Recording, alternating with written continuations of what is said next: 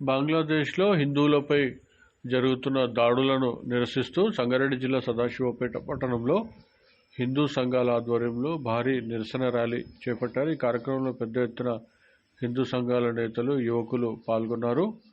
జై శ్రీరామ్ నినాదాలతో సదాశివపేటలో శాంతియుతంగా నిరసన ర్యాలీ కొనసాగుతోంది.